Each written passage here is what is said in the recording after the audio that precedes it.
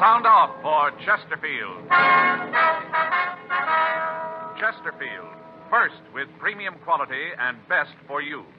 Chesterfield brings you Dragnet.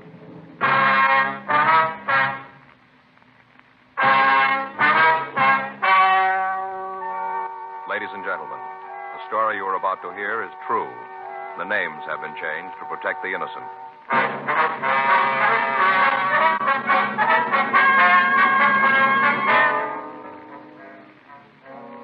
You're a detective sergeant. You're assigned to auto theft detail. You arrested one member of an organized ring of thieves. You're after the head man of the gang. Your job? Get him. Here is Chesterfield's record with smokers, and important to you. No adverse effects to the nose, throat, and sinuses from smoking Chesterfield. That's the report of a doctor who has been examining a group of Chesterfield smokers for a full year and 2 months. Don't you want to try a cigarette with a record like this? Chesterfield. First with premium quality. Chesterfield. First choice of young America. And that's from a survey made in 274 colleges and universities. Try Chesterfields today. Chesterfield. Regular or king size. They're much milder and best for you.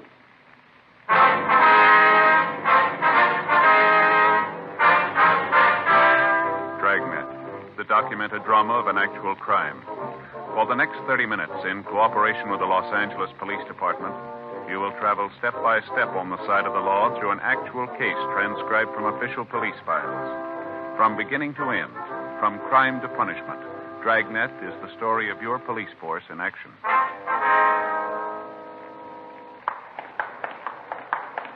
It was Wednesday, June 24th. It was warm in Los Angeles. We were working the day watch out of auto theft detail. My partner's Frank Smith. The boss is Thad Brown, chief of detectives. My name's Friday. We were at the main jail, and it was 8:14 a.m. when we got to the second floor, the interview room. Sit down, Sloan. Yeah. Right there. You guys start pretty early in the morning, don't you? Yeah, once in a while. You got a cigarette? Yeah, there you are. Thanks. I never feel like I'm alive until I've had a cigarette in the morning. How about a match? Here.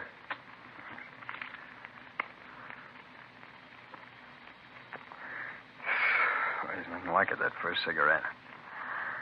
All right, what's this all about? You know that as well as we do. A few questions we want to ask. All right, go ahead, ask. What's your part in the setup? I don't know what you're talking about. No, it won't work, Sloan. We got the whole story from Summers. Well, then what do you need from me? Just like to check out a few things. What do you mean you got the whole story from Summers? What did he say? Told us everything he knows about the setup. From what he says, you're the key man. Everything goes through you. He said that? Yeah. You believe him? Got no reason not to. That's why we're here. Get your side of the story. How much he tell you? Said everything he knows. Yeah, that figures. You get a guy with a yen like that, and as soon as the roof starts to drop, they spill their insides out. That's the trouble with doing business with hypes. You always run into it. Yeah, well, let's hear your side, huh? Sure. I knew going in if you locked Summers up, he'd break. Just a matter of time before he started seeing things and talked all over the place. Why don't you do a little of the same? I got no choice. Where do you want me to start? How about the beginning? It's as good a place as any, I guess. All right, who's the big gun in the setup? Well, you're not going to believe Well, this. why don't you try us? I don't know who he is. I haven't got the slightest idea, and that's the truth. You're asking us to buy the fact you work for a guy you don't know. I don't care if you buy it or not. That's the way it is. I don't know who the big man is. How'd he get your orders? He calls me. Where? My place. When? When I got something for him. How does he know? We got a set time each day. He calls in. He tells me what he wants done. I tell him what's going on. What happens if you want to talk to him and it's not the time? Nothing. I got to wait. How'd he get paid? He calls me and tells me where to go. I show up there, and the doe's waiting. All right, now you start at the beginning. Give us the whole story. All right, I got in town about 6 months ago. Where from? Outside of Chicago. All right. I laid around town for a few days, and I got this rumble that maybe I can pick up a job. Where'd you hear it? Oh, just around. I couldn't tell you where it was. A word here, another one there. Just around. All right, go ahead. Well, I'm home one day, and the phone rings. I answer it, and the guy asked me if I wanted to go to work for him. I'm on my uppers, so I asked him what he wanted me to do, and he springs this car heist thing on me. I told him I wanted no part of it. Yeah. He kept on talking, kept telling me how it was such a sweet, clean racket, how we could work it without being tagged. Finally, I told him I might be willing to sit down and talk to him about it. Mm-hmm. He says no go. Said he didn't want anybody to know who he was, and that went from me, too. He told me he'd swing the operation on. What do you mean, swing it? Well, he said he'd tell me how to set it up, how to make it work, who to contact. Said he had the organization already, but he needed a man to take charge of the L.A. part of it. He told me that I was the guy he wanted. Well, Sloan, how'd he happen to come to you? I don't know. I did time when I was a kid for Grand Theft Auto. First time, I got off light. Where'd you do the time? New York State. All right, go on. Well, maybe you got a rumble about that. He knew that I was down. Maybe he figured that I was the guy to handle it for him. I don't know why. He just called. Did you have any idea who this man on the phone was? No. I thought about it a lot. I tried to come up with an answer, but there just wasn't any. At least none that I could find. Might have been somebody you met back east. I don't know. Could be. I got no way of knowing. The way the deal worked out, I didn't have any reason to get nosy. This guy really had it figured out like a charm. I still don't know how you tagged us. How about it? You tell me? You know better, Ned. Yeah, I suppose so. All right, go ahead. What happened after you talked to this guy? Well, I wasn't real anxious right off. I told him I'd have to think about it, you see. Yeah. Next day, he calls again. Told me he wanted to tell me the deal, lay it out for me. If I thought it was good, I could go along with it. Otherwise, we could call it quits. I was just about to get bounced out of my room, so I listened. We must have talked for about an hour. Yeah? That's when he laid it out for me. The way it looked, the plan couldn't miss. Wasn't anything he hadn't thought of all along the line. He had the leaks all plugged up tight, you see. All right. How'd this deal work? I thought Summers gave you the lineup. Yeah, he did, but we'd like to hear it from you, You all sure right? you ain't trying to con me into something? You said it yourself. You got no choice now, have you? Well, the way it worked was smooth, real smooth.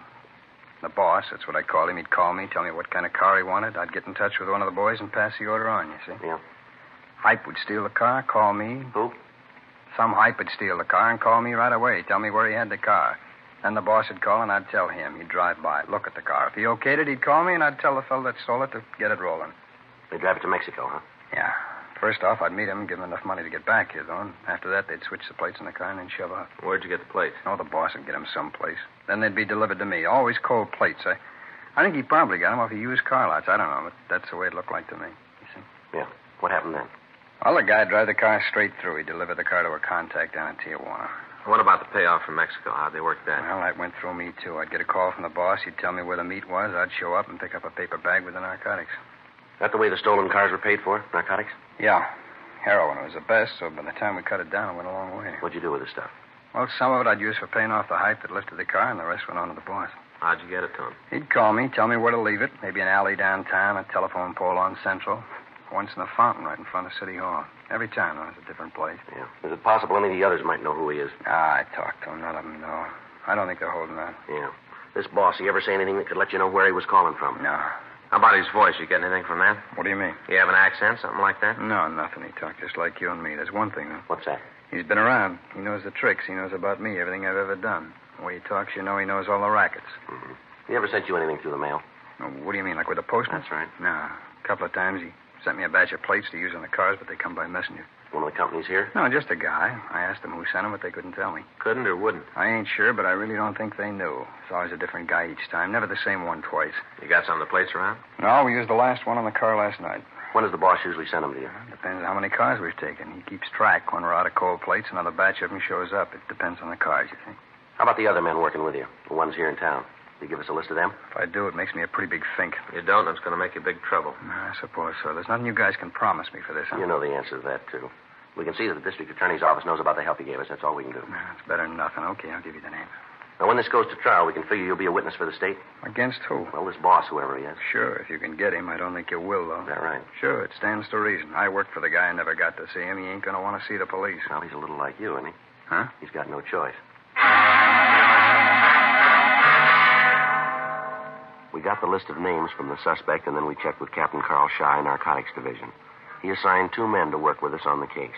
We got in touch with the Sheriff's Department and filled Sergeant Judge Shelton in on the developments. A call was put into Al Gayton at San Diego, and he said that he'd get in touch with the Mexican authorities and line up the cooperation we needed from them.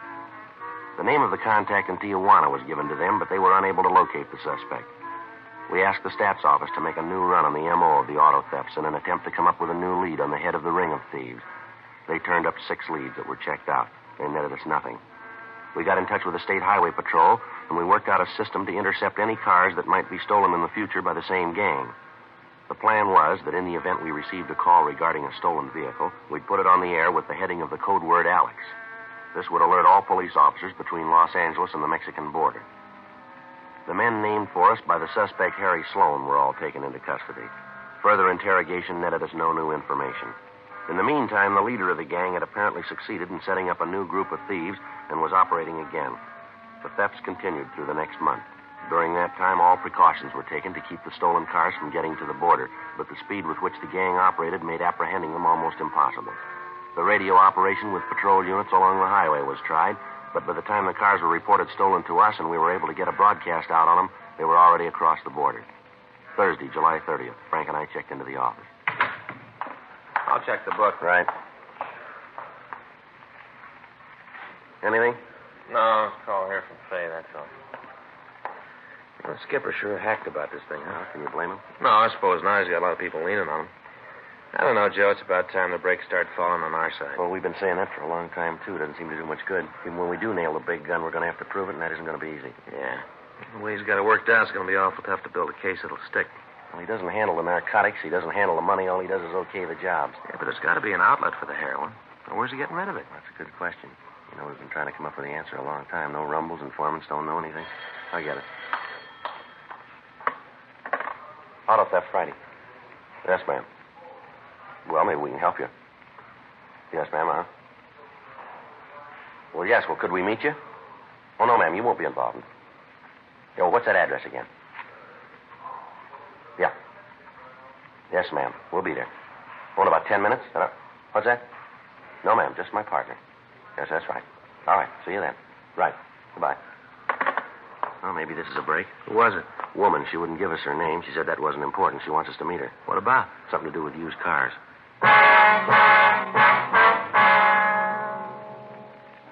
10:10 a.m. Frank and I left the office and drove to Hollywood to meet the woman who'd called in. She said that she wanted to meet us in one of the coffee shops along Vine Street. We drove out the new freeway to Hollywood Boulevard and then down to Vine Street. We parked the car and walked up to the coffee shop. The girl on the phone had refused to give us her name, so Frank and I had no way of knowing who she might be. She told me to take a booth at the back of the restaurant and that she'd find us. Frank and I sat down and ordered a cup of coffee, and we waited. There was no sign of the caller.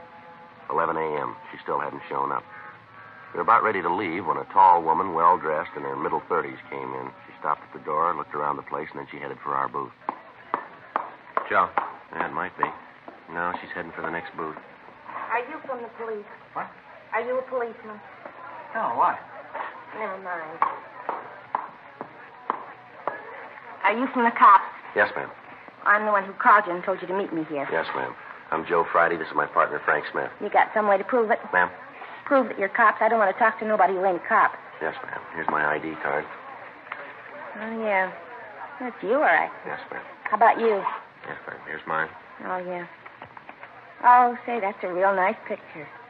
You put on some weight, haven't you? Would you like to sit down, ma'am? We can get started on this. Oh, yeah, sure. Now, what was your name? You don't need that. It doesn't make any difference. All right. We order you something, maybe? Yeah, I'd like a Coke. All right. I'll get it, Joe. You make sure it's a real Coke, though. Genuine. All right, ma'am. I'm sorry I'm late. I got tied up. That's all right, ma'am. I wonder if we can get started. Well, I was across the street, waiting by the radio station. Yes, ma'am. Waiting for that singer. What's his name? You know who I mean. The cute one with the curly hair. Oh, I never can think of his name. Anyway, I was waiting for him to come out. He's doing a show over there, you know. He's a wonderful voice, and he's so cute. Uh-huh. Now, what's this all about, this thing you want to tell us? Crazy kids and their autograph books. I couldn't even get near him. Miserable. I wonder if we could get down to business here, ma'am. You said on the phone that you could give us some information? Yeah, I think I can help you out. It seems to me that you might want to talk to this man. What's his name? Well, maybe I ought to tell you about him first, and then if you want to know his name, I can tell you that. All right, ma'am. Go ahead. Here's your Coke, ma'am. Oh, thanks.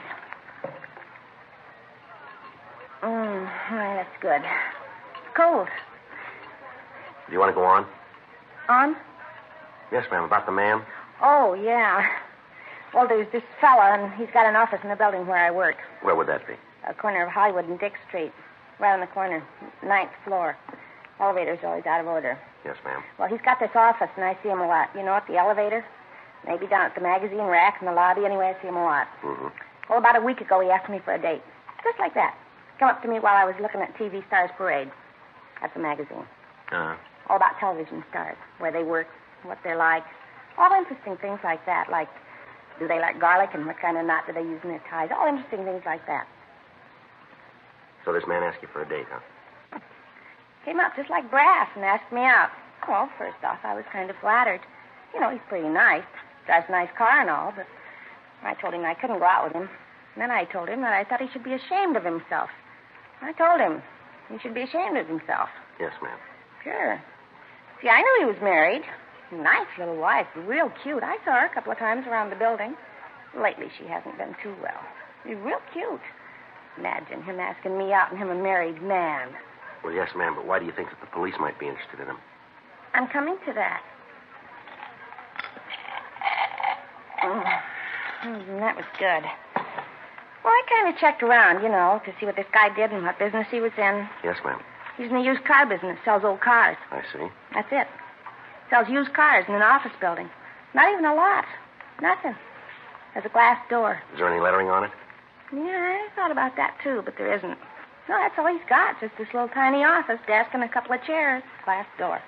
Well, ma'am, there's nothing illegal in that, Oh, yeah, but he doesn't have a license. No, sir, he doesn't have a license. Beg pardon? I work for a lawyer. Alphabetical filing, G to O. I asked my boss if you didn't have to have some kind of license to sell cars, and my boss says you do. This man doesn't have one.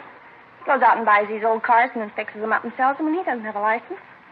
Well, not only that, the men he sells the cars to. Oh. Why do you say that? No, because I do, that's why. Always come in the office, and they sit there and talk, and then they leave. I've been in the hall sometimes, and they laugh, and they're real spooky guys, real spooky. Well, what's the matter, ma'am? Man that just came in. The one with the kind of blonde hair, you see him? Yes, ma'am. What about him? Isn't that... Oh, what's his name? I know it as well as I know my own. He stars in all those space things, like the Saturn Saga and the Martian Maniac that was on last week, and this fella, that one that just came in. Well, he had on this kind of suit all covered with lights, a space suit. He was so cute. Yes, ma'am. Well, if you'll tell us the name of the man in your building, we'll check on him. Oh, there's more to the story. Ma'am? There's more. I'm not finished. All right, would you like to sit down and go on? Oh, yeah. Well, day before yesterday, I'm standing by the elevator, and one of this man's customers come out of the office. He walked over to the elevator. Mm-hmm. He reached into his pocket and took out a cigarette, kept the pack up here in the pocket up here. Here, with the handkerchief. Yes, ma'am. Well, when he pulled the pack out, he dropped a little package. Fell right on the floor, and he didn't see it. Right away, he got into the elevator and went down, and I went over and picked it up. A little tiny thing. Got it right here in my purse. I was going to give it to the man, and then I thought maybe I better come to you. I saw a picture of a thing like this in the newspaper once. Here it is. Well, you just look at that. There, you see? Yes, ma'am. What is it, Joe? Heroin.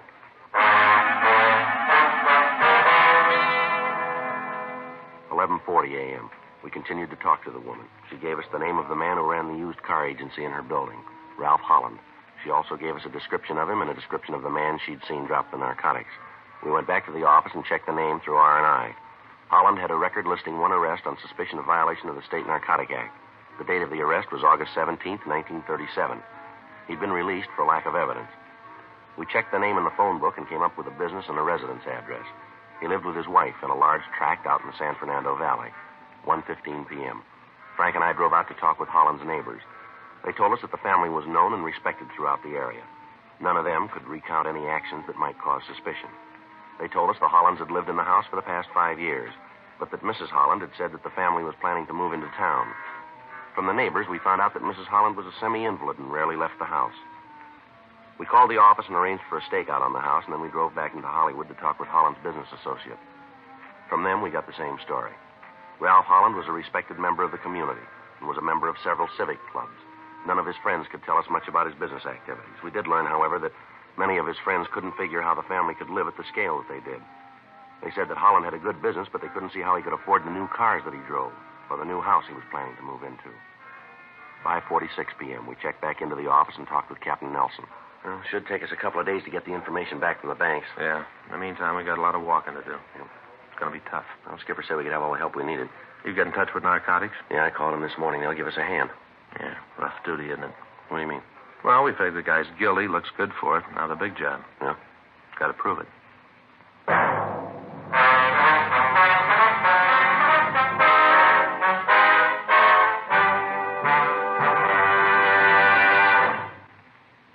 You are listening to Dragnet, the authentic story of your police force in action. Years ahead of them all. Chesterfield is years ahead of all cigarettes. Chesterfield quality is highest. Here's the proof. Recent chemical analyses give an index of good quality for the country's 6 leading cigarette brands. The index of good quality table, which is a ratio of high sugar to low nicotine, shows Chesterfield quality highest. Chesterfield quality highest. 15% higher than its nearest competitor. Chesterfield quality highest. 31% higher than the average of the 5 other leading brands. Don't you want to try a cigarette with a record like this? Chesterfield. First with premium quality and best for you. Try Chesterfield today. Regular or king size.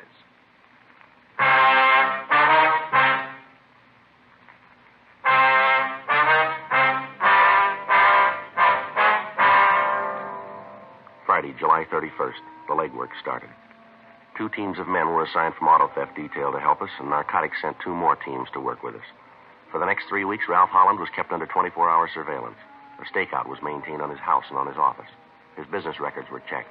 From these, we came up with an estimate of what the suspect's income was. Then we began to check his expenditures.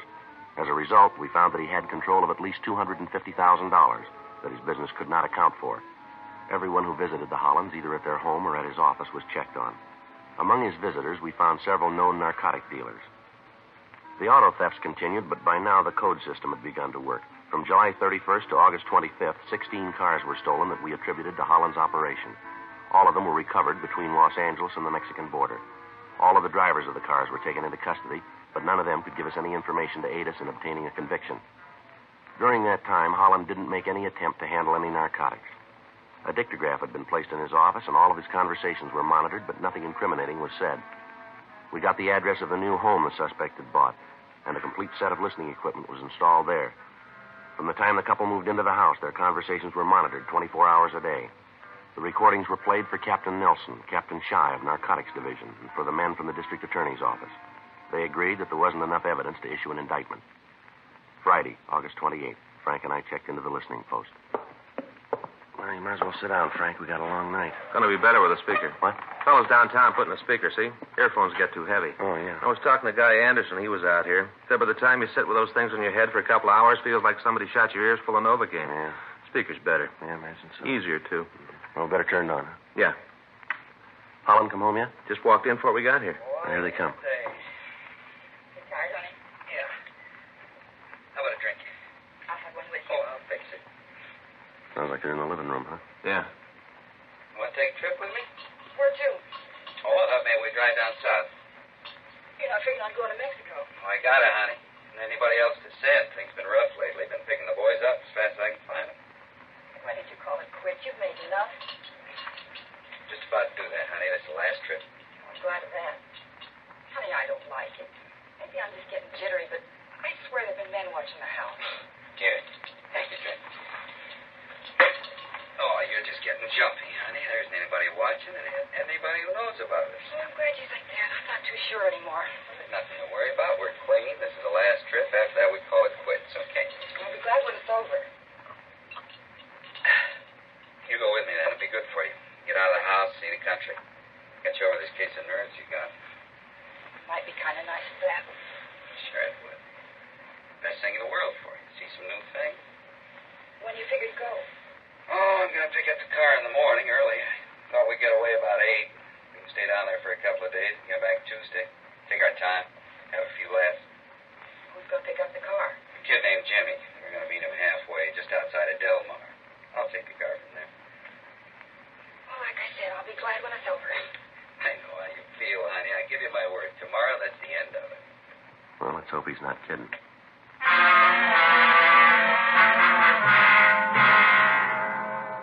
The following morning at 6:30 a.m., Frank and I, along with the men from Narcotics Division, were parked down the street from the Holland home. At 8:36 a.m., we saw the couple come out of the house and get into Ralph Holland's car. They drove out to Sepulveda Boulevard and they turned south. All units of the state police had been notified to watch for the car. Members of the sheriff's department were stationed along the road just outside Del Mar. If we could take Holland into custody while he was in the possession of a stolen car and confront him with the stories of the 2 suspects we picked up earlier, George Summers and Harry Sloan, we felt that there was a good chance that he might confess. In any event, we'd be able to bring him to trial on a grand theft auto charge. The meet was made with the man who'd stolen the car as scheduled, and Holland started to drive south to the border. Men from the sheriff's department took the thief into custody, and we followed Holland. About 4 minutes later, we pulled the car over to the side of the road in front of a small coffee stand. He and his wife got out of the car, and they went into the place. We drove by, and then we doubled back and parked about 100 yards up the road from the stand. All right, let's go. The boy should be around back by now. Yeah. All right, come on. Down at the end of the counter. Yeah. You Ralph Holland? Yes, what do you want? You driving that green Buick out there? Yeah, so what? Wonder if we can see the registration papers on the car. What for? Police officers. We'd like to see the registration. What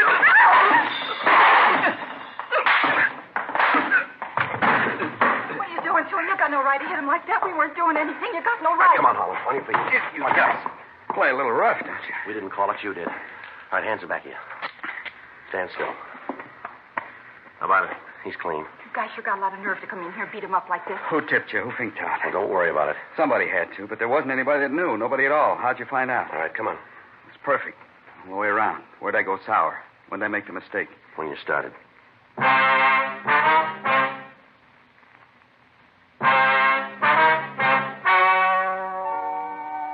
story you have just heard is true. The names were changed to protect the innocent.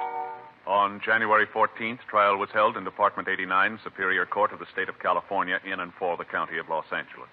In a moment, the results of that trial. Now, here is our star, Jack Webb. Thank you, George Fenneman. Next time you buy cigarettes, I wish you'd kind of keep us in mind and remember what we've told you about Chesterfield. First, with premium quality, highest quality, in both regular and king size. You smoke a couple of packs and you'll see what I mean. Chesterfields are milder with a wonderful taste. And you want to remember this. Chesterfield is America's best cigarette buy. See for yourself, won't you?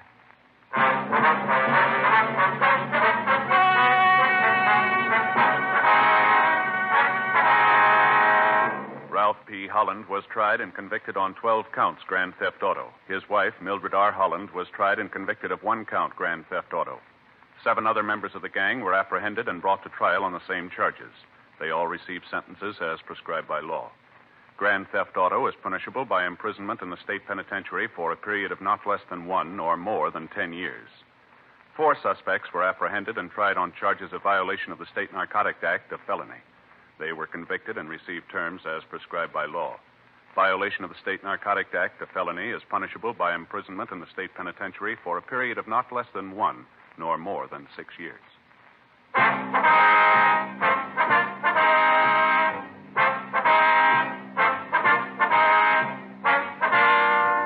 You have just heard Dragnet, a series of authentic cases from official files. Technical advice comes from the Office of Chief of Police W.H. Parker, Los Angeles Police Department. Technical advisors, Captain Jack Donahoe, Sergeant Marty Wynn, Sergeant Vance Brasher. Heard tonight were Ben Alexander, Stacey Harris, Virginia Gregg, Vic Perrin. Script by John Robinson. Music by Walter Schumann. Hal Gibney speaking. For a million laughs, tune in Chesterfield's Martin and Lewis show Tuesday on this same NBC station. And sound off for Chesterfield. Either regular or king size, you'll find premium quality Chesterfields much milder. Chesterfield is best for you. Chesterfield has brought you Dragnet, transcribed from Los Angeles.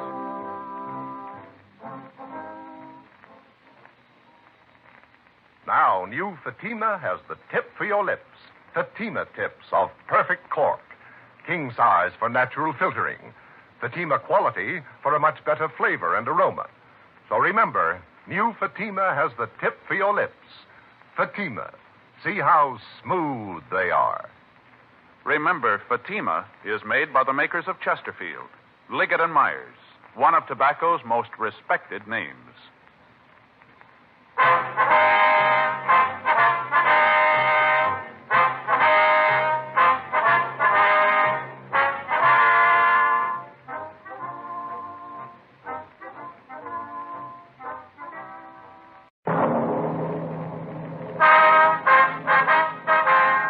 Sound off for Chesterfield.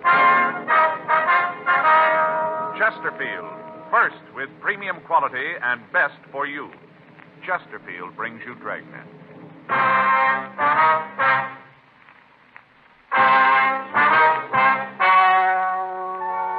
Ladies and gentlemen, the story you are about to hear is true. The names have been changed to protect the innocent.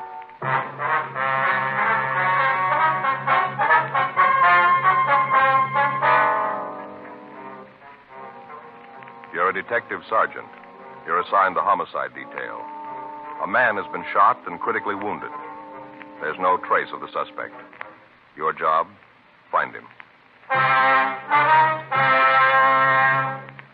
Here is Chesterfield's record with smokers, and important to you. No adverse effects to the nose, throat, and sinuses from smoking Chesterfield. That's the report of a doctor who has been examining a group of Chesterfield smokers for a full year and 2 months as a part of a program supervised by a responsible independent research laboratory. Don't you want to try a cigarette with a record like this? Chesterfield. First with premium quality. Chesterfield. First choice of young America. And that's from a survey made in 274 colleges and universities. Try Chesterfields today. Chesterfield. Regular or king size. They're much milder and best for you.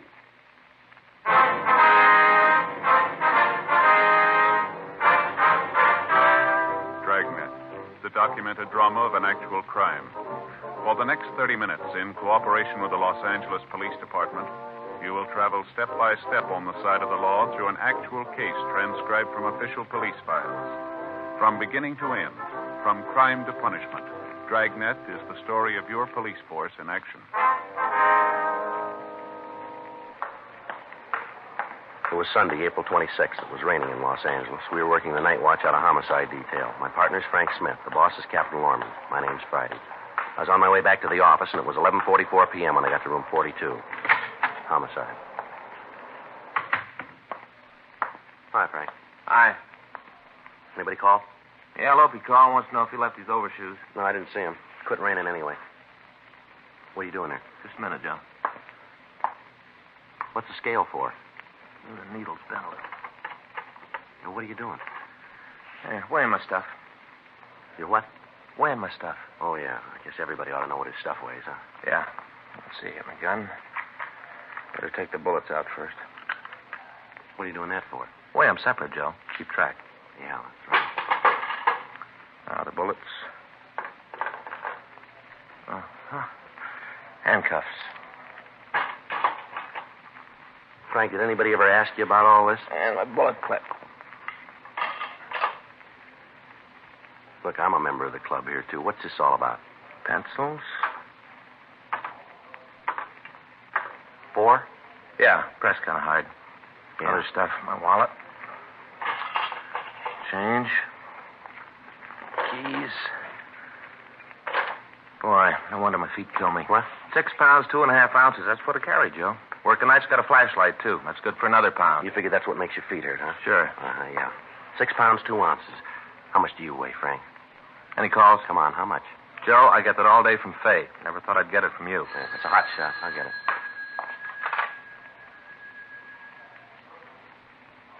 What do you got? Shooting on East Berendo. 11:45 p.m. We swung out of the City Hall garage and headed south on Main Street. The streets were still wet after the rain. Code 3, red light and siren. And even with that, driving a fast car is no picnic. You can be wrong at every corner. Big buildings to block off the sound of your siren. Cars to shield the red light from oncoming motorists. It's no fun. There'd been a shooting, and we had to get there.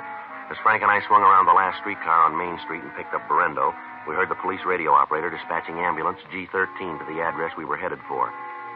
We didn't know what direction the ambulance would come from, so for the next few blocks we drove with added caution, knowing that our siren would keep us from hearing theirs.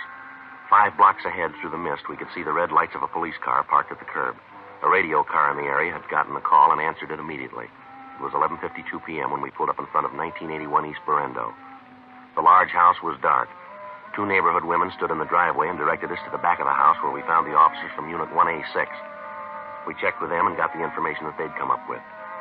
They suggested that they canvass the immediate area for any information on the assailant. Frank and I went in through the back door of the house. The victim lay on the floor. He was unconscious and bleeding profusely. His head was held in the lap of another man. Are you the doctor? No, sir, we're police officers. The ambulance is on the way here. If I could just stop the bleeding. It's his chest. Do you know who did this? No. Has he been conscious at all since you've been here? Just for a second. Did he say anything? Well, I heard the shot and came right over. He was laying here on the floor, right here. Poor guy. Yes, sir. Did he say anything? Help me. That's all he said. Help me. I didn't know what to do. I got this towel from the sink and tried to stop the bleeding. This and my handkerchief, that's all I had. Can't do much, but I had to try. I had to keep pressing. That's all I could think of. Keep pressing. Try to stop it. Yes, sir. Do you feel all right, sir? Oh, yes, I'm all right. Got to help him. Here, let me get in there and take care of that. All right, come on, sir. Get under. I Okay, got it, Joe? All right. Come on, sir. Get up. That's all right. You'll handle this. The excitement. Can't seem to get my breath. Something we can get for you? No, I'll be all right. I think I'll get a drink of water. I'd rather you wouldn't touch that glass, sir. Huh? Oh, yeah, fingerprints. Well, I can wait. Oh, say, I did touch that towel. Hope it didn't hurt anything. Didn't mean to. No, sir, I don't think so. What's your name? Paul West. I live right next door, right across the driveway, gray house. Uh-huh. Wonder if you could tell us what happened. Sure, I want to help all I can. I live right next door, and I was the first one here. Anything I can do, I want to help. Yes, sir. I've known Charlie for, I guess it's maybe 40 years. Long time. Charlie, that's the man's name here? Yes, Charles Stahl. How you doing, Frank? Pretty bad. I don't know. Would you tell us what happened here? Well, it was right after Charlie left my place. That's when I heard the noise. What noise, West? I was out on my porch putting out the cans, getting the boxer ready when I heard the noise. First off, I thought Charlie was doing the same thing, getting the cans ready. Well, what kind of a noise? Like he dropped the box. I know now that wasn't it. Joe? Just a minute, West. Yeah. I think he's coming around. Is he coming too? Is he going to say anything? Who shot him? All right, just a minute. What's his name again? Stahl. Mr. Stahl. Mr. Stahl. Maybe you talk to me. He knows me. We're friends. Let me talk to him. Wait right there, will you, West? I just wanted to help. All right, stay right there. Mr. Stahl, we want to help you. Can you tell us who shot you? Hey, what you saying? Is he giving you the All right, name? hold it, West. Just a minute. How about it, Frank? He's dead. Did he say anything? Yeah. Not much help. No. Asked me not to shoot him again. It was a couple of minutes before midnight when Charles Stahl died in Frank's arms. According to the next-door neighbor, Paul West, the victim was 55 years old. He was not married, and he lived in the big house on Berendo by himself. The ambulance crew returned to Georgia Street Receiving Hospital after making out a DOA report, and the coroner's office was asked to pick up the body. 12 minutes later, coroner's deputies Maxwell and Martinez arrived. Before the murdered man's body was removed, the crew from the crime lab photographed the scene, and Frank and I signed the property receipt for the money and the personal effects found on the body. We asked the crime lab to check a .32 caliber Smith & Wesson revolver found on the floor under the kitchen stove. There was one empty cartridge in the cylinder. We put in a call to gun records, but we found nothing on the gun. A call to R&I on the victim of the shooting turned up nothing.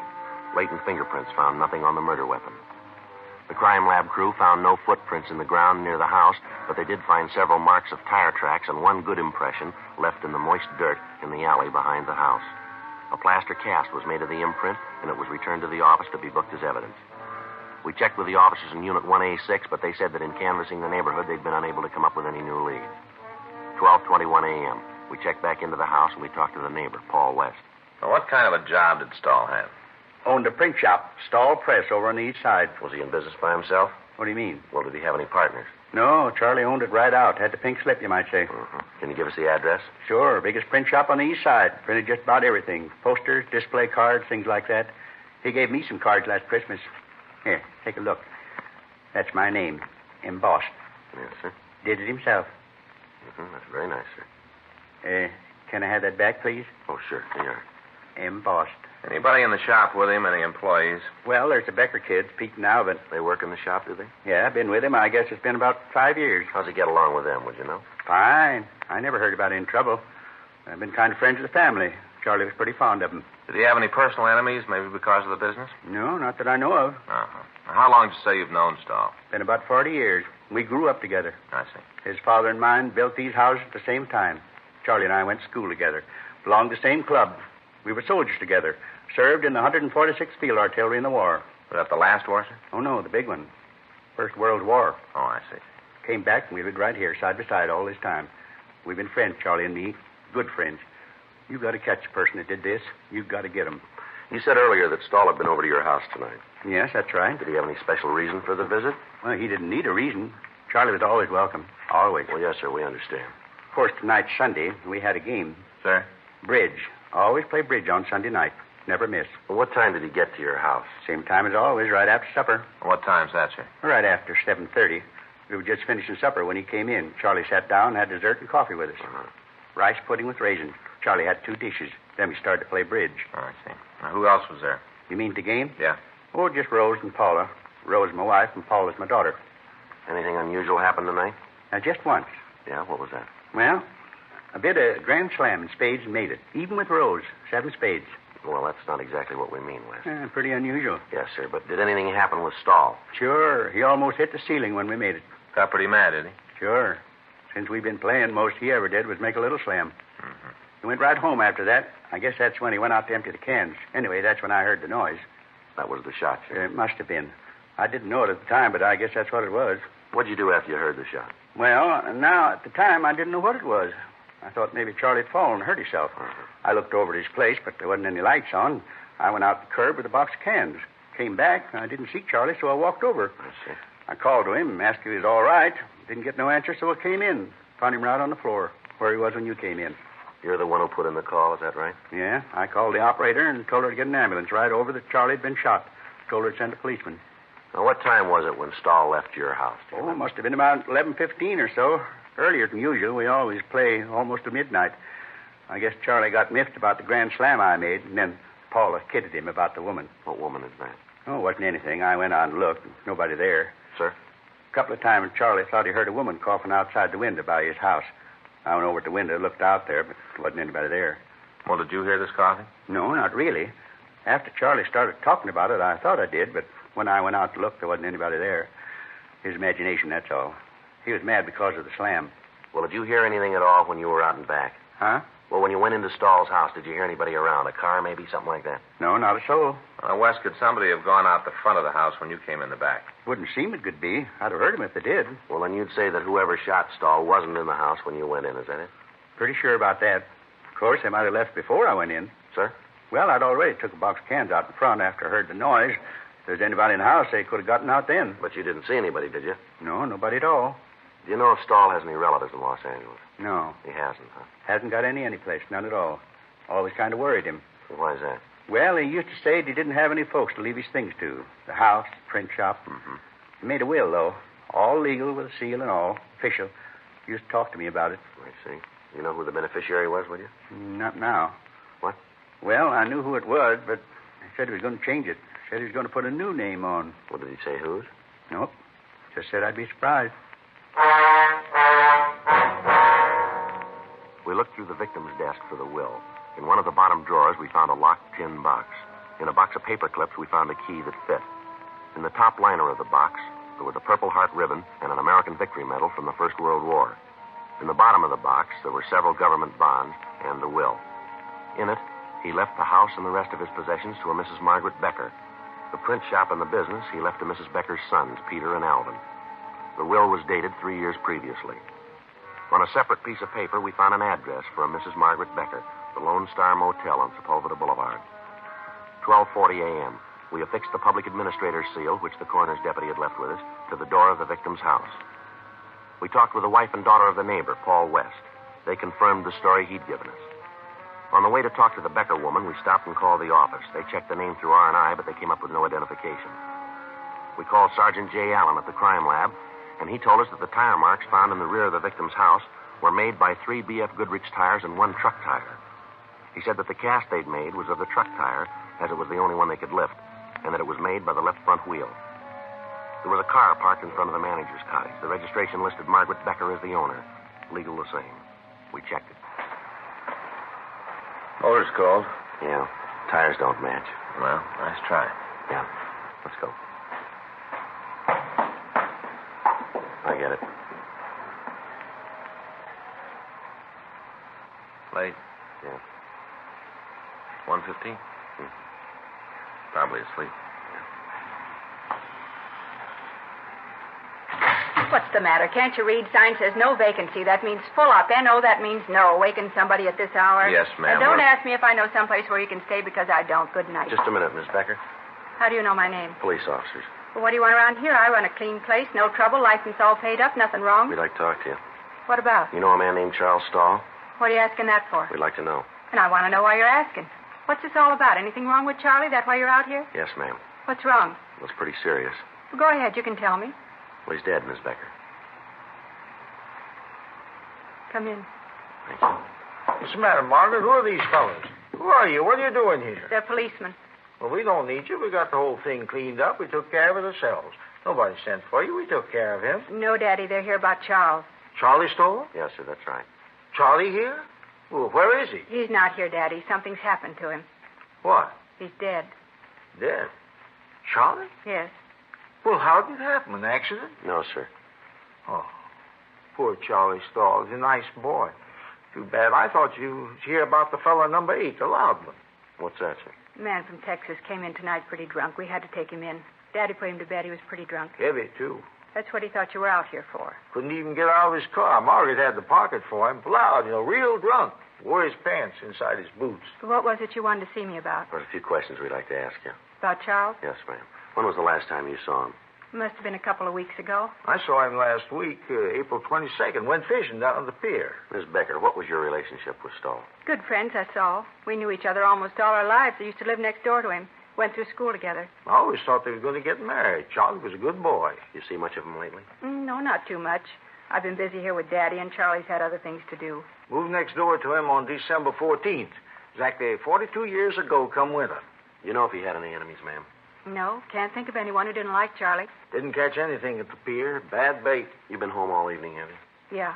Why'd you ask that? Well, it's just routine. You think I had something to do with it, that it? No, ma'am, we don't. Pinheads, that's what you need. I beg your pardon, sir? Pinhead anchovies. That's what you need for pier fishing. You say it's routine, but I don't like you coming in here, waking us up with all these questions. We've had a bad night, that drunk coming in here. We've been on the go ever since then. A few years ago, we used to be able to get a lot of pinheads. Not anymore. You want to make any accusations, you talk to Paul West. You just talk to him. Try your routine questions there. Paul West? Yeah, Charlie's neighbor. He's never liked Charlie, never. Anyone hurt Charlie, it was Paul. Why do you say that, Mrs. Becker? Years ago, Charlie was sweet on Paul's sister. On the way back from the beach one night, there was an accident, and Paul's sister was killed. Never forgave Charlie. Always held him to blame. Well, why was that, Miss Becker? Charlie was driving. Paul hated Charles for it. Now the thing with the daughter. Paul didn't like that either.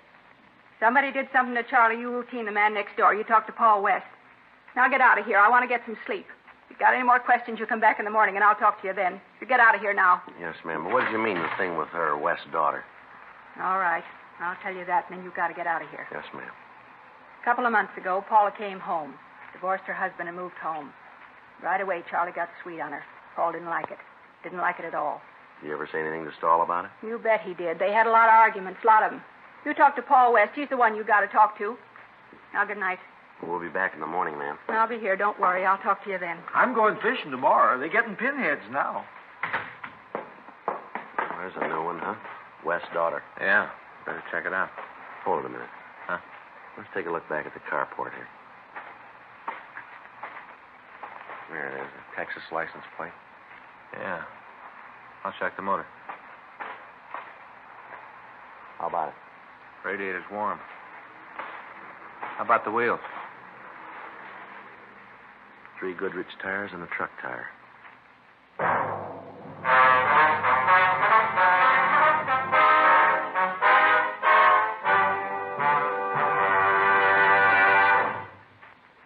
You are listening to Dragnet, the authentic story of your police force in action. Years ahead of them all. Chesterfield is years ahead of all cigarettes. Chesterfield quality is highest. Here's the proof. Recent chemical analyses give an index of good quality for the country's 6 leading cigarette brands. The index of good quality table, which is a ratio of high sugar to low nicotine, shows Chesterfield quality highest. Chesterfield quality highest. 15% higher than its nearest competitor. Chesterfield quality highest. 31% higher than the average of the 5 other leading brands. Don't you want to try a cigarette with a record like this? Chesterfield. First with premium quality and best for you. Try Chesterfield today. Regular or king size.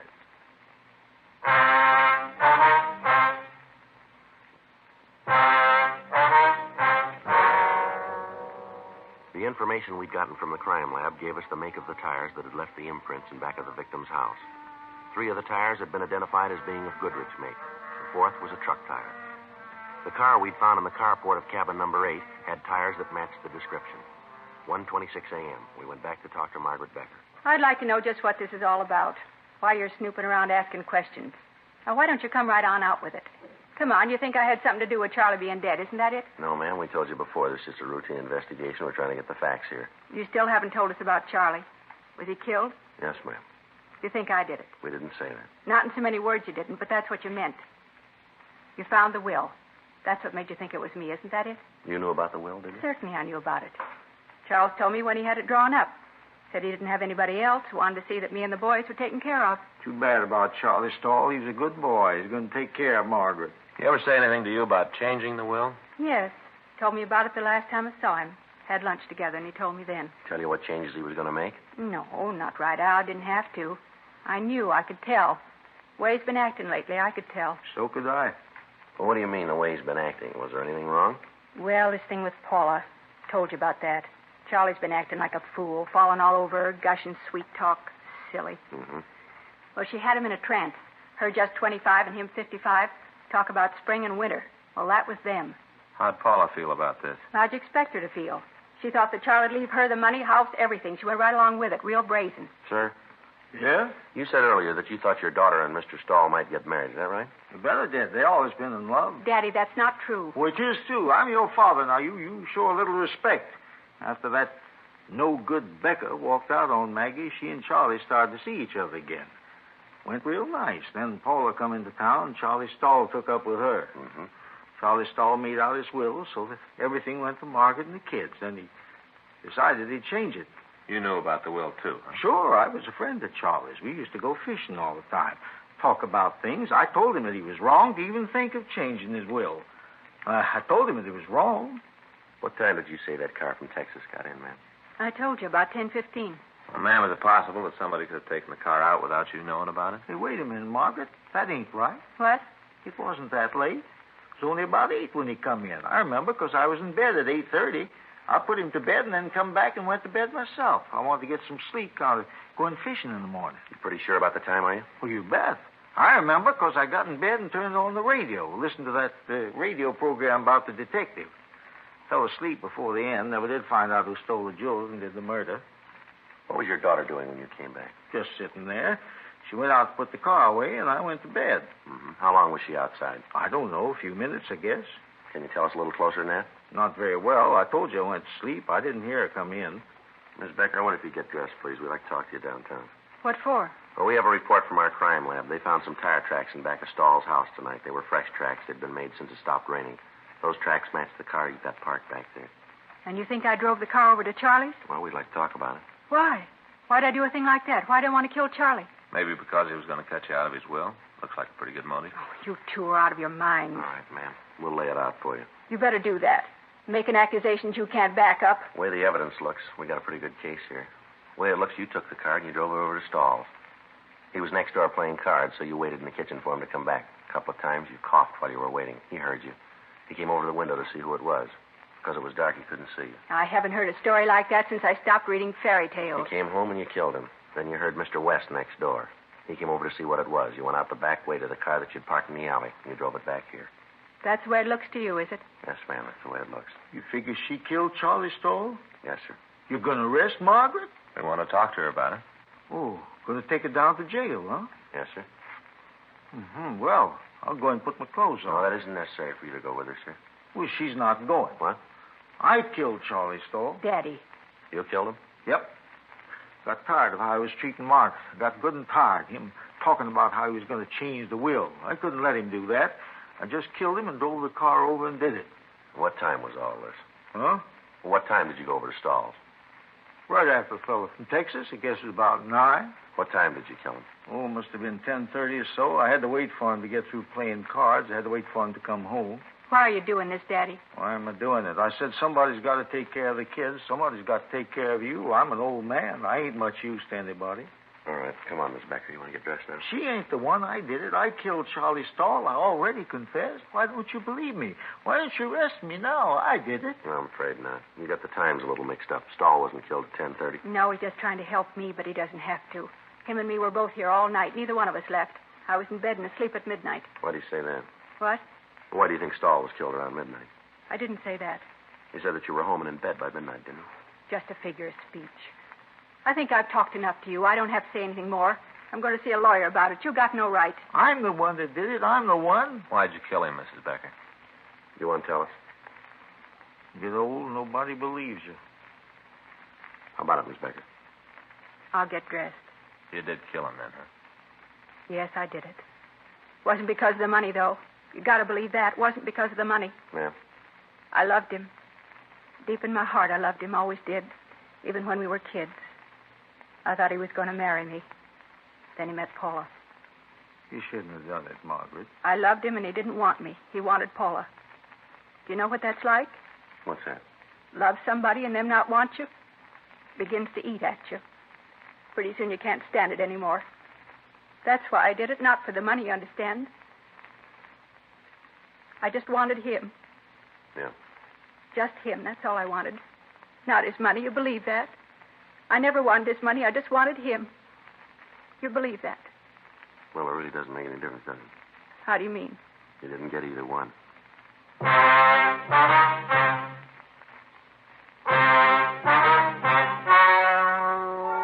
The story you have just heard is true. The names were changed to protect the innocent. On August 6th, trial was held in Department 89, Superior Court of the State of California, in and for the County of Los Angeles. In a moment, the results of that trial. Now, here is our star, Jack Webb. Thank you, George Fenneman. Friends, all of us on Dragnet are proud to be associated with Chesterfield because, believe me, Chesterfield is years ahead of all cigarettes. You just can't beat a cigarette that was good to begin with and keeps getting better all the time. But, of course, you can't find out how much you'll like them till you try them. So that's what we'd like you to do. Get a carton of Chesterfields, regular or king size. That's all it takes. I know you'll agree that Chesterfield is best for you.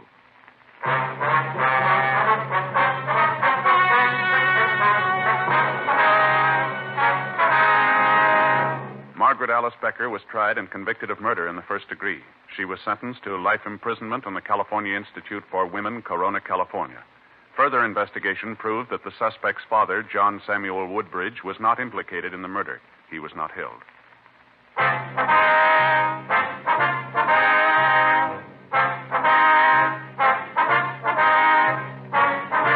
have just heard Dragnet, a series of authentic cases from official files. Technical advice comes from the Office of Chief of Police W.H. Parker, Los Angeles Police Department. Technical advisors, Captain Jack Donahoe, Sergeant Marty Wynn, Sergeant Vance Brasher. Heard tonight were Ben Alexander, Vic Rodman, Helen Klebe, Ralph Moody.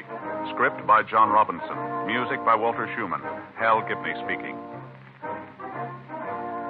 For a million laughs, tune in Chesterfield's Martin and Lewis show, Tuesday on this same NBC station. And sound off for Chesterfield. Either regular or king size, you'll find premium quality Chesterfields much milder. Chesterfield is best for you. Chesterfield has brought you Dragnet, transcribed from Los Angeles. Have you tried new cork-tipped Fatima? It's the smooth smoke. Here's why. New Fatima tips of perfect cork, king size for longer filtering, and Fatima quality for a much better flavor and aroma. Remember, Fatima has the tip for your lips. Try new Fatima. See how smooth it is. Fatima is made by the makers of Chesterfield, Liggett & Myers, one of tobacco's most respected names.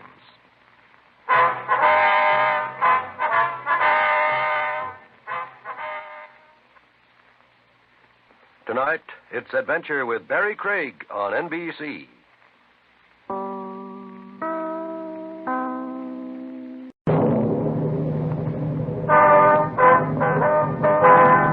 Sound off for Chesterfield. Chesterfield, first with premium quality and best for you. Chesterfield brings you Dragnet.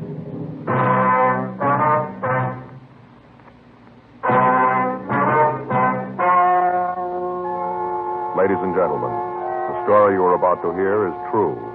The names have been changed to protect the innocent.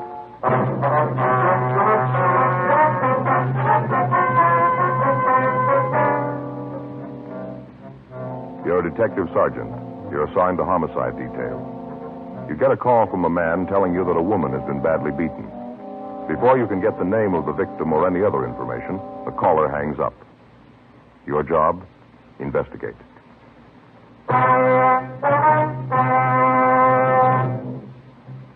Here is Chesterfield's record with smokers, and important to you. No adverse effects to the nose, throat, and sinuses from smoking Chesterfield. That's the report of a doctor who has been examining a group of Chesterfield smokers for a full year and 2 months as a part of a program supervised by a responsible independent research laboratory. Don't you want to try a cigarette with a record like this? Chesterfield. First with premium quality. Chesterfield. First choice of young America. And that's from a survey made in 274 colleges and universities. Try Chesterfields today. Chesterfield. Regular or king size. They're much milder and best for you.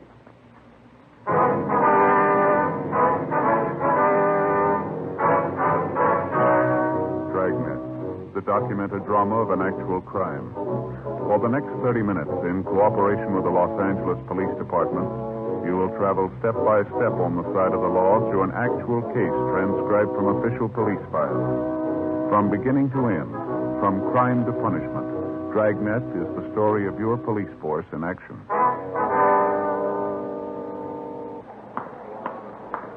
It was Friday, June 10th. It was hot in Los Angeles. We were working the night watch out of homicide detail. My partner's Frank Smith. The boss is Captain Lorman.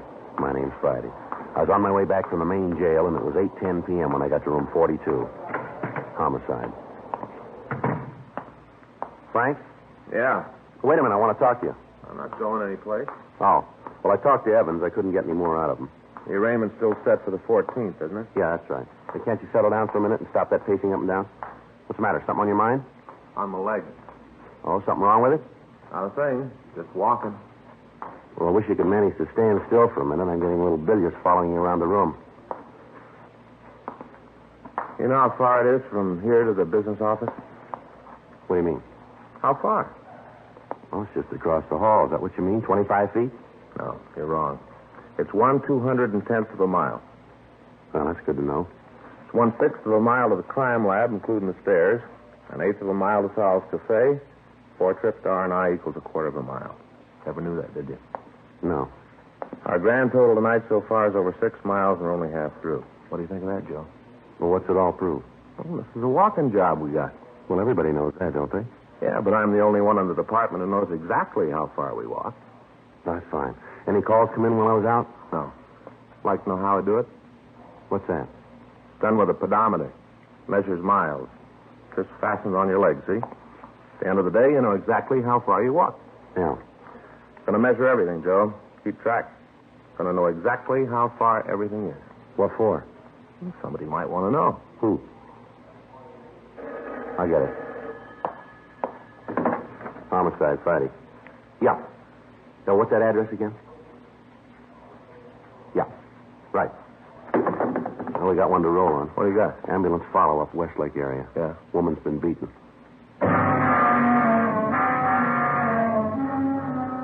8:14 p.m. We left the city hall and drove to the address we'd been given. 8674 Cambria Street was a large private home that had been divided into apartments. The house was quiet and there was no sign of any disturbance. There was a woman sitting in a glider on the front porch. We went up and talked to her. Something I can do for you? Police officers, ma'am. We got a call that there'd been some sort of trouble here. What kind of trouble? A woman had been beaten. Is that right? It must be some kind of joke. Nothing like that here. You sure you got the right address? The one we were given, ma'am. You got an apartment 104? Yeah, the last one back on the left. Rockmans live there, Mr. and Mrs. We'd like to see the apartment. Go ahead. Anything happened around here, I'd know about it. I'm the landlady. Anything happened, I'd know about it. Go ahead, you won't find anything. Thank you very much, ma'am. Here it is. I'll get it.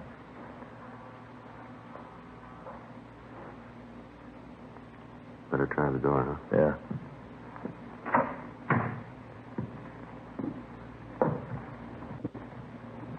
Nobody here. Looks like they had a party, huh? I'll check the back.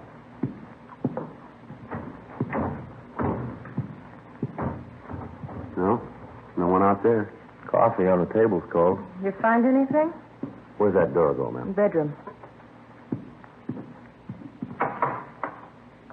Joe, throw on the bed. Yeah. Yeah, really worked her over, huh? How about it? See if I can find her pulse here. Yeah, she's still alive. What is it? Something happened to Hazel? Joe? It's pretty bad. Both eyes black, bleeding. Is this Mrs. Rockman here? Yeah, it's Hazel. What's wrong? Where's your husband? I don't know. When'd you see him last? Oh, about 5 minutes ago. Where was that? On the front porch. He just walked out.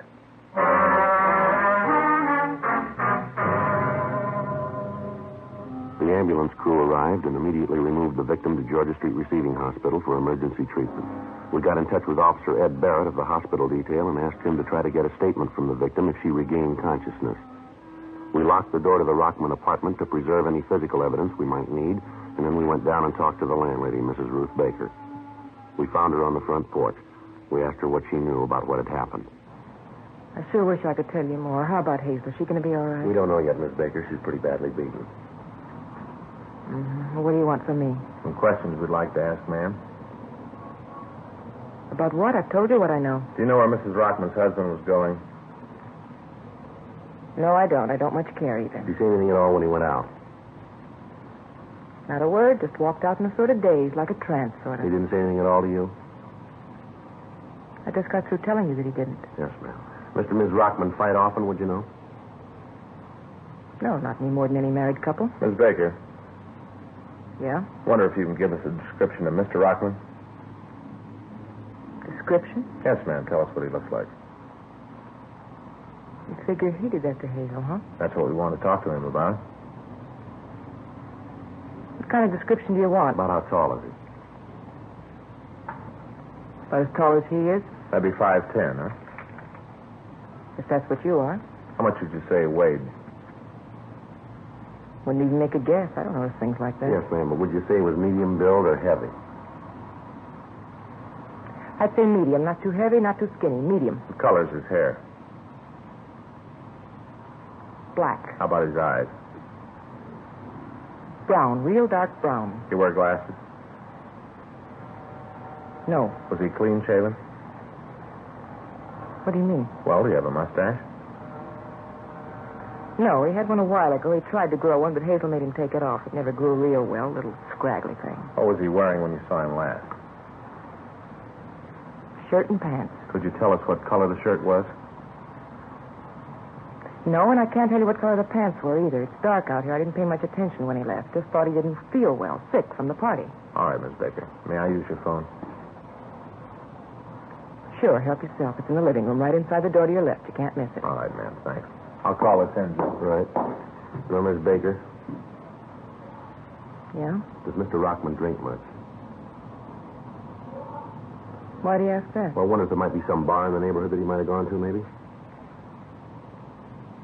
No, he doesn't drink much at all. Once in a while, he and Hazel have a glass of wine before dinner. You know, sharpen the appetite. Just a glass of wine before dinner. Mm-hmm. And you haven't any idea where he might have gone? Not the slightest. Does he have any relatives in the city? I can't answer that. You mean you don't know? Must have some people someplace. Most of us do. But I'm not the kind of person who pries into the private lives of my tenants. They pay their rent, no loud parties, and I don't bother them. Now, about this party tonight. Yeah, what about it? Was there any trouble? Not that I knew about. You didn't hear anything? Any loud talking? Any arguments, maybe? Nope, I wasn't at the party. Wasn't invited. Hazel gave it for her Tony friends. Going to play bridge. I wasn't there. Yes, ma'am. Could you tell us who was there? Never been able to get the hang of the game. Don't like cards. Chinese checkers, that's my game. Never could understand bridge, so I wasn't invited. Well, can't you give us a list of the people who were there? I suppose. Why do you need it? We'd like to talk to them. Well, I guess it'd be all right to give them to you. How's Hazel? You heard yet? No, ma'am. Sure a terrible thing. Not that maybe she didn't deserve it, but it's sure terrible. Why do you say that, Miss Baker? What do you mean, why do I say it? I say it because it's true. No other reason to say something. Yes, ma'am, but what do you mean? Just that it was bound to happen. Somebody was bound to haul off and slap her mouth shut one of these days, the way she talked. Ma'am? Accusing. Always accusing. Thought everybody in the world was after her. Always tell me that she knew about me, that I wasn't fooling anybody. The words she'd use. And they're supposed to be so tony. Well, did she have any enemies around her? Anyone to make her think that, would you know? Well, she didn't have any right-out enemies. There were several people who didn't like her. They thought she was too snooty for them. I call the office, Joe. They're putting out a broadcast. Did you check him? Yeah, nothing on him. Mm-hmm. Hope it's all right, ma'am. I left your number in case they want to reach us. Sure, it's all right. Can you give us the names of the people who were at the party tonight, ma'am? Yeah, there was Lily Davis, the Harrises, and there was some fellow with Lily that I never saw before. You know where you can get in touch with them, do you? Well, the Harrises live up in 203, and Lily has an apartment 105 right across from the Rockmans. She ought to be able to tell you something. Don't know if it's going to be the truth, but she'll think of something to tell you. Yes, ma'am. She a good friend of Mrs. Rockman's, do you know? Oh, you bet. They're thick as thieves. Always having little lunches by themselves, talking secrets, buzzing around. Thieves. Myself, I never took to Lily. I always thought she was kind of wild, divorcee, you know. All right, Miss Baker, thank you very much. We'll be in 105 if there are any calls. Appreciate it if you let us know. If Mr. Rockman comes in, don't mention to him that we're here. Mm-hmm. All right. That was 105, you said? Yeah. Better talk to this Davis woman, huh? Yeah. Maybe she can tell us where Rockman is. Yeah.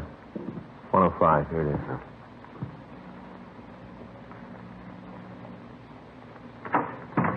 Yes? Miss Davis?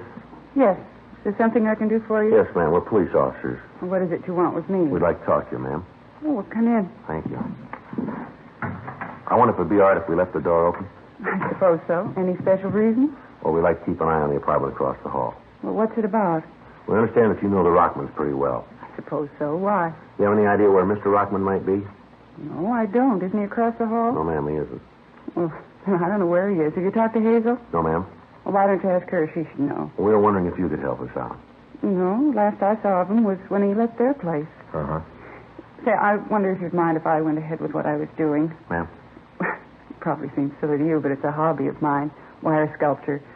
Silly, but it gives me a chance to relax. Yes, ma'am. Well, you go right ahead. I don't think I got your name. Well, my name's Friday. This is my partner, Frank Smith. How do you do? How do you do, Yes, ma'am? Mr. Friday. Well, what's all this about? Herman done something wrong? No, it's just a routine investigation, Miss Davis. Oh, mm-hmm. We understand that you were at their place tonight, a party, huh? Well, yes. Hazel was going to have a couple of tables of bridge. Anything unusual happen while you were there? No, nothing that you'd call really unusual. Who was there, ma'am? Well, myself, the Harrises, they live upstairs, and Tom Reeves. Another couple were coming over after dinner, but they called and said they couldn't make it. Just as well. None of us felt much like playing. Why was that? Well, Hazel wasn't feeling very well. She and Herman had a little argument. You know how it is, kind of uncomfortable. Excuse me. Hello? Yes. Oh, yes, Tom. No. Well, you've got to understand she wasn't feeling too well. Mm-hmm. Just one of those things. Yeah. What? No, I've got a meeting that I want to go to tomorrow night. Modern art, yes. At a place down on Melrose. Well, sure, if you want to. Mm-hmm. All right. You want to pick me up about 7? Right. Okay. See you then. Bye.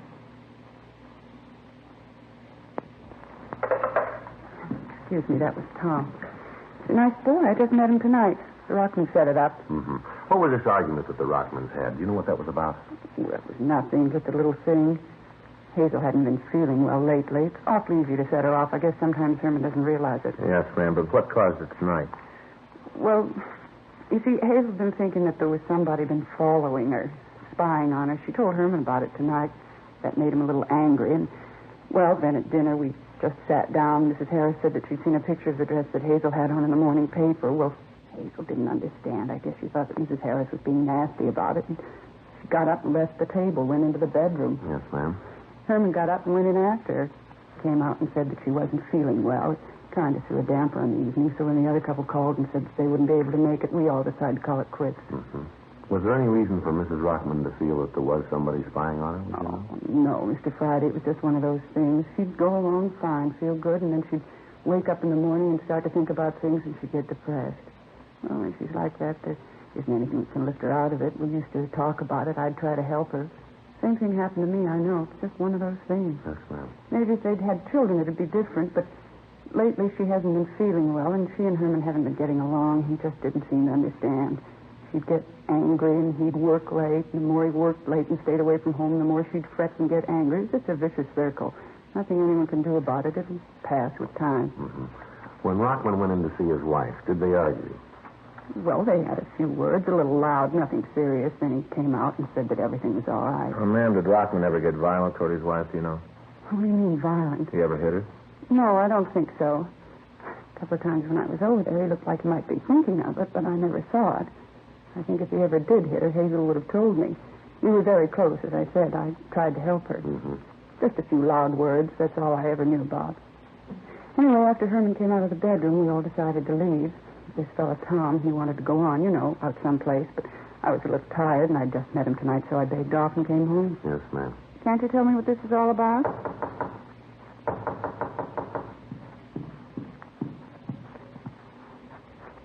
Miss Davis? Hello, Mrs. Baker. Something you want? I want to see the police. Mr. Smith, your office called, said you were to call this number right away. Here's the number they gave me. They said you'd know I wrote it down. Thanks, Mary. Here, you want to call, Joe? Yeah. What if I use your phone, Miss Davis? Sure, help yourself. Thank you.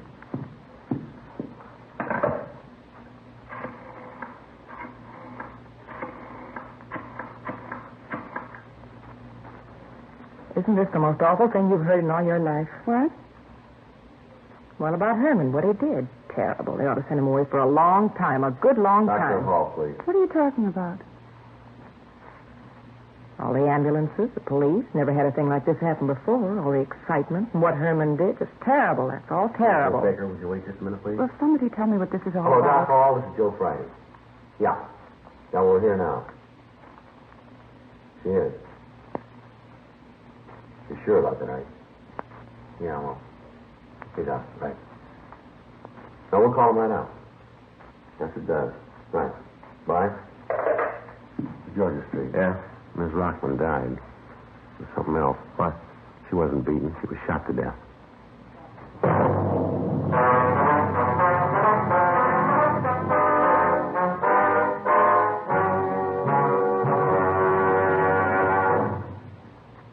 You are listening to Dragnet, the authentic story of your police force in action.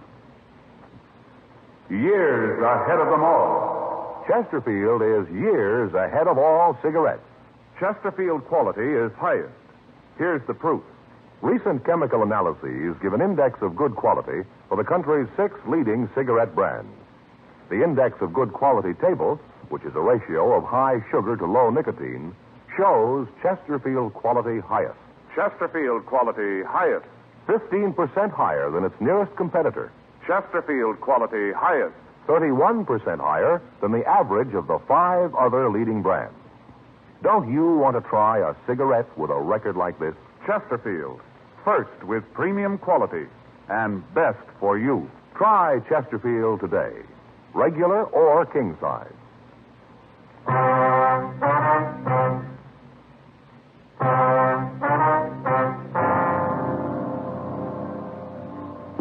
p.m. We called the crime lab, and Ray Pinker and a crew were sent out to check the physical evidence at the scene. We contacted Ed Barrett at the hospital, but he said the woman had not regained consciousness. Frank and I went upstairs to talk with Mr. and Mrs. Harris. They gave us substantially the same story we'd gotten from Lilly Davis. They agreed that when Rockman went into the bedroom to see his wife, they'd heard loud voices but nothing else.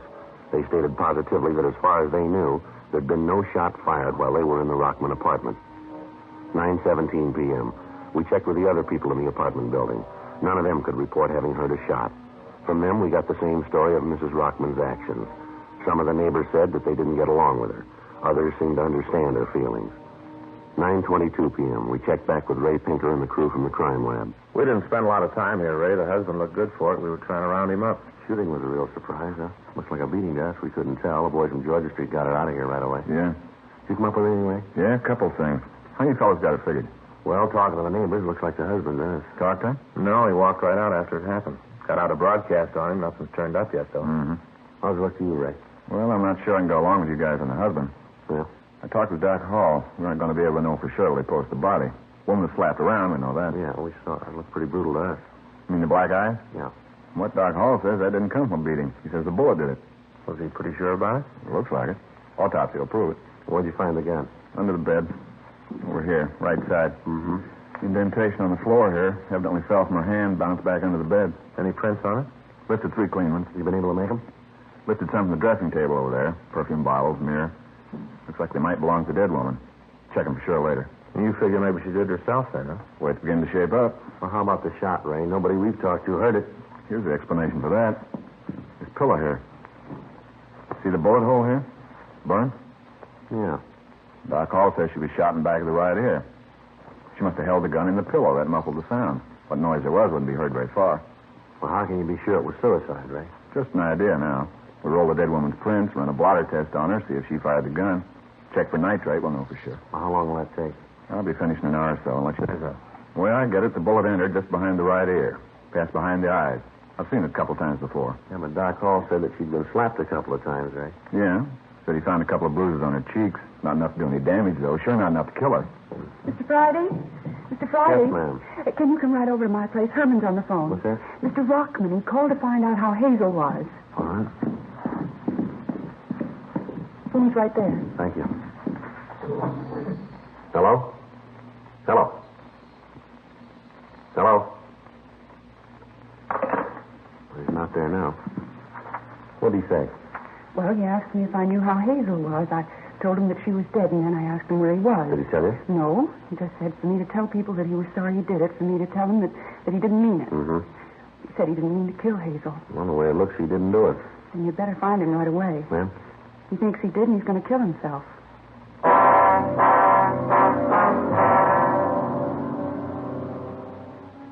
We talked to the landlady, Ruth Baker, but she was unable to tell us where Herman Rockman was employed. Lilly Davis told us that he was a car salesman employed at a lot in the south end of town. We asked Miss Davis to stay by our phone in the event that Rockman called back and to let us know immediately if he did. We found an address book in the desk in the living room of the apartment, and we began to call Rockman's friends and relatives. None of them had seen him or could tell us where he worked. 9:45 p.m. It had been 20 minutes since the husband of the dead woman had called and said that he was going to kill himself. At 9:46 p.m., we contacted a brother-in-law of the dead woman, and he told us that as far as he knew, Rockman had been employed by the Bateman Auto Agency in Gardena. We got the number from information, and I put in the call.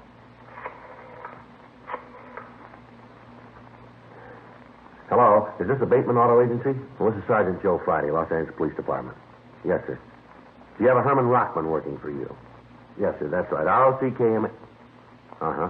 I see. When was that? Yeah. You any idea where he's working now? Uh-huh. Yes, sir, I understand. Yeah, well, have you got the number? Fine, yeah. Would you know if they're open this time of night? I see. Okay, all right, sure, I'll hold on. How about it? Says Rockman did work for him. He hasn't seen him in a couple... Yes, sir. Yeah. Uh-huh. That's 03. Right? Yes, sir. Thanks very much. Says he's heard Rockman's working for a company out on Washington Boulevard now. Huh. Left him a couple of weeks ago. Hello. Do you have a Herman Rockman working there? Hello. Hello. Somebody answered. As soon as I asked about Rockman, he hung up. Think it was him? There's no way of telling. We better check on it quick. You got the address? Yeah, it ought to take us about 5 minutes to get there. Let's go. We still got a chance.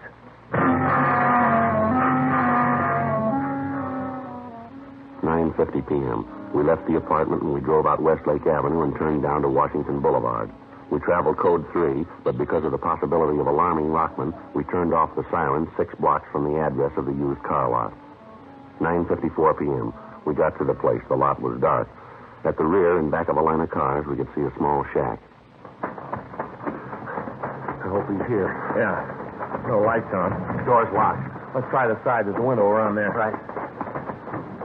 Can you see anything? No, the window's dirty. Got your flashlight? Yeah, here you go. Give me it. How about it? He's in there. Looks like he's out. Come on. Let's hit it. Right. Full of gas. Fill your flashlight. Right. I'll get him out of here. You want to get that heater? Right. The window's stuck. Break it. How about it? We're still alive. Fresh air should bring him around. Yeah. Rockman. Rockman. Come on, Rockman. You're all right. Sit up. Why'd you do it? Why'd you stop me? No reason for you to kill yourself. I got a reason. I killed Hazel. I didn't mean to. I loved her more than anything. I didn't mean it. I didn't know I hit her that hard. Oh, settle down. Settle down. You didn't kill her, Rockman. Nobody asked you to come down here. I called you to take care of her. I knew it was too late. I killed her. She's dead, and it's my fault. Why'd you come here? Why'd you stop me? All right, now take it easy, will you, Rockman? Straighten yourself out here. You didn't kill your wife, Rockman. You understand? What? We don't think you killed her. We think she did it herself. Huh? Oh. Well, she wasn't well. She was sick. She didn't know what she was doing. She did the wrong thing, didn't she? Her way wasn't right. I loved her, very much. Yes, sir, we understand. Doesn't really make any difference. You stop me. No difference. Sir? Doesn't make any difference that you stop me. I loved her. There's no difference at all. How's that? I died with her.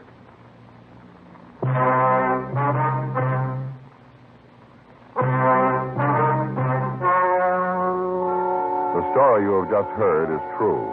The names were changed to protect the innocent. On June 15th, an inquest was held in the coroner's office in and for the county of Los Angeles. In a moment, the results of that inquest. Now, here's our star, Jack Webb. Thank you, George Fenneman. Friends, next Sunday, June 21st, is Father's Day. Your neighborhood dealer has the special Chesterfield Father's Day carton on sale right now. So remember the guy who never forgets you. Don't give him just any cigarettes. Give him premium quality Chesterfields, regular or king size. They're best for him.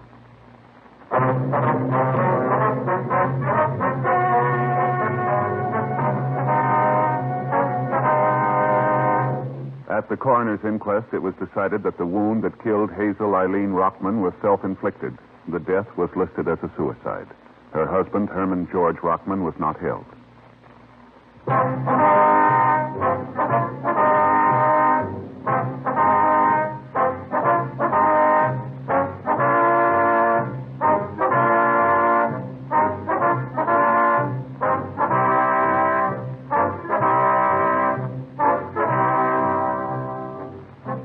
Just heard Dragnet, a series of authentic cases from official files. Technical advice comes from the Office of Chief of Police W.H. Parker, Los Angeles Police Department.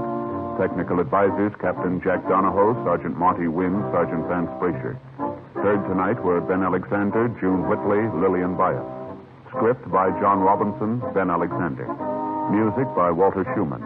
Hal Gibney speaking. For a million laughs, tune in Chesterfield's Martin and Lewis show, Tuesday on this same NBC station.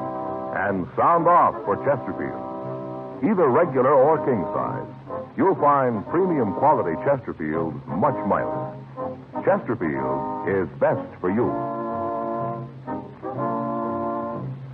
Chesterfield has brought you Dragnet, transcribed from Los Angeles.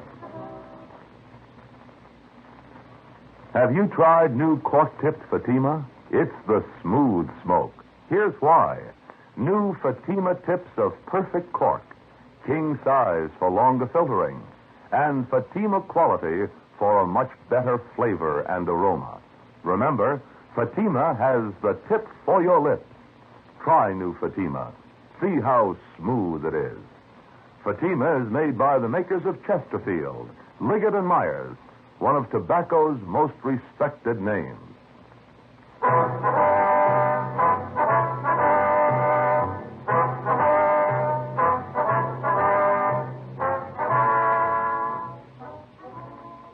Tonight, it's Adventure with Barry Craig on NBC, the national broadcasting company.